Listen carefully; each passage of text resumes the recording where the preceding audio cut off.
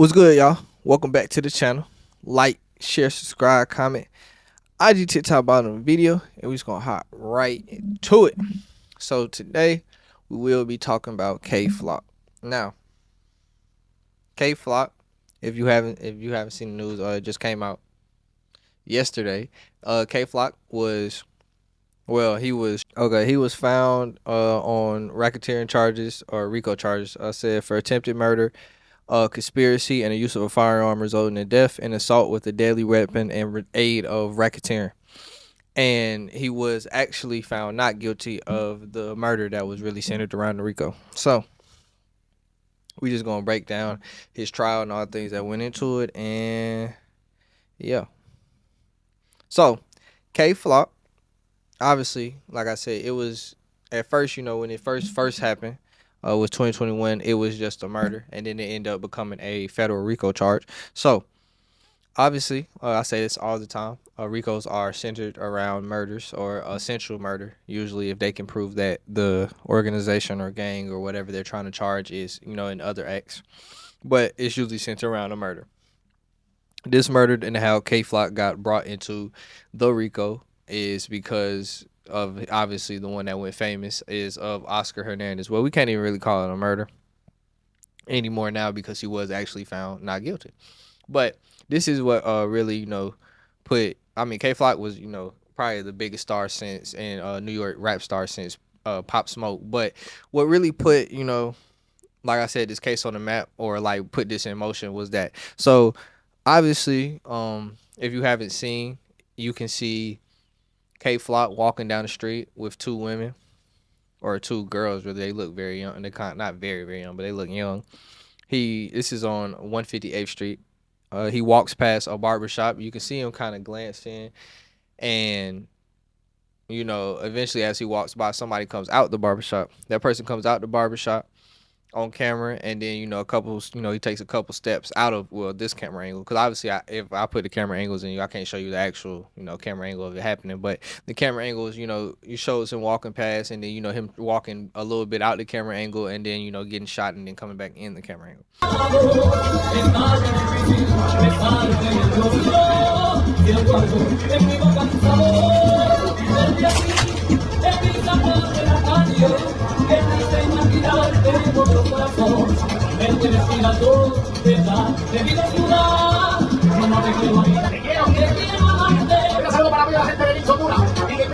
So that was the case of the murder case. No, so how he ended up basically being found not guilty of that is one.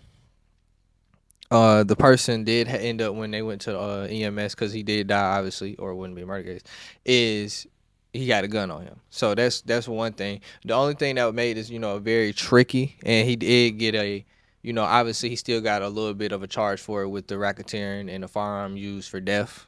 So he obviously did get a little bit of charge with it, but the reason it got, basically downgraded to that is because, one, like I said, he had a gun and he was asserting self-defense. As well, it's just tricky in New York because the gun laws are already so tight that by saying you use self-defense, you are, admitting that you had a gun. So then you are admitting to another charge. So that's the firearm and result of death. So as well as K Flock is somebody who already had a criminal history, as he spoke about, being a juvenile in jail, things of that sort. So definitely he wasn't, high on the list to get a gun, and definitely not in New York, which it's hard to get guns. So yeah.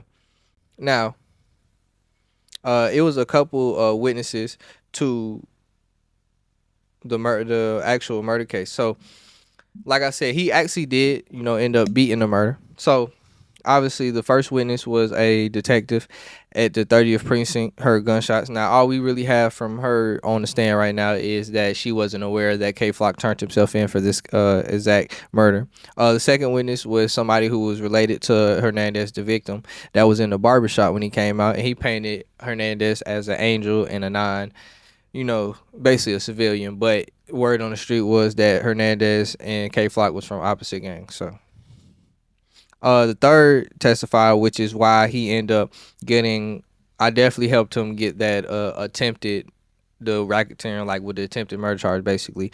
So he had somebody So if you didn't know, like I said, it's a federal RICO and when federal RICO, those usually operations for the whole game. So obviously before this, there were people who, I'm not gonna say obviously because you didn't know, but people who pled guilty to other charges involving the RICO. So one of them, Vance Brockton, who you can be seen, and I'll put a video in here, him and K Flock dancing, so they obviously have some type of connection together.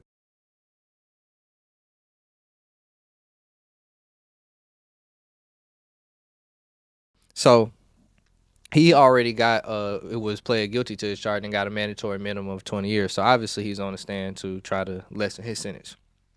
So he says how he basically tells how Brock got shot. Brockington. I'm shortening it for Brock because I ain't gonna keep saying Brockington. But Brock, the guy on the stand, got shot. K Flock retaliated for him. As well as it says, they asked him about a music video, asked him the guns were the guns in the video were real. He said yes. They asked him if he spun. He answered yes. He also talked about how K Flock he was saying that he stirred up all the beef, with the multitudes of lies that you seen on K Flock, and said there was even one right before the shooting, a shooting. So obviously this wasn't nobody died at the shooting. I think it probably somebody got hit, but nobody died at the shooting. So you cannot it's kind of hard to be pinpoint the live. So it's a multitude of K Flock lives out there. I might put one in there just for the entertainment that you can see him being on this type of time. So it's kind of hard to pinpoint which one it is, but I'm not surprised. I'm about to go swing back to the lyric thing. So like I said, with the music and lyric thing, the music, the feds or not to say are, they did use the music and lyrics in their trials. Now, we don't know at the moment, we don't know the exact music and lyrics because like I said, no photos, no cameras in the courtroom. So we'll have to wait till the full documentation come out. But yeah, so they use, and like I said, you cannot. K Flock has so many lyrics and so many songs that are talking about crimes. He's not as specific as somebody I would say like a King Von or some of these newer Chicago feeling. Like he's not. It don't sound like you're on the scene with him is all the time, but he has a lot of stuff where he's talking about doing crimes up and in fashion that end up coming to life. So, one thing I will say is that a lot of people were questioning before he ended up getting convicted, why the feds were using lyrics, because they thought if the case was so sealed and tight, why use lyrics? And before I found out he was guilty, I was gonna say I do believe the case is not as tight as it was because, like I said, he got acquitted for the murder. I mean, yeah, he got acquitted for the murder. So that's what I believe was gonna happen once they start using lyrics, just for the simple fact when you use lyrics, it doesn't seem like the case is as foolproof.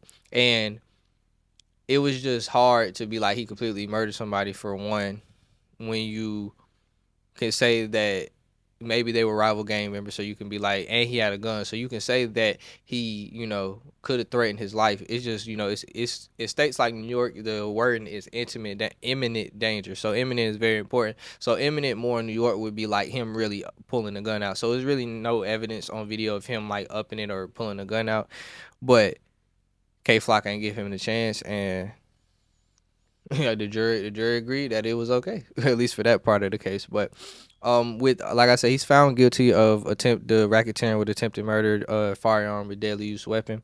So he still faces life in prison when he does get sentenced. Now, in my personal opinion, I feel like he won't get life in prison because one the jury obviously feels some type of, I don't know the word I'm looking for, but the jury obviously feels for him in some type of way by acquitting him of the murder. Because I'm not gonna lie to you, if you watch the video in the state, like I live in the South, so stand your ground state, like where I live at, this is an easy self defense case because all the wording in a stand your ground state is just you have to feel threatened. So he got, if he got a gun on him and y'all are beefing at some point, that's probably enough to word and threaten. But like I said, in a state like New York where guns are not really allowed, imminent danger like that would be more him pulling it out, and that never really happened. So you could really, in New York, it could have been worded as a murder. So the fact that he was acquitted of that shows that the jury, is not exactly like super hard on crime. Well, I ain't gonna say super hard on crime, but you feel me? They like see another side of this. Let me say that. So I don't. Well, obviously the jury is not in charge of the citizen, but I just feel like in this case, they won't just throw the shoe at him. Now I believe he'll probably get something like 10 to 15 years, maybe 20. 20 is a lot. I feel like with a stretch for this, especially when you're not convicted of killing somebody, you're just convicted of using a gun. So I think he'll get something like 10, 15 years.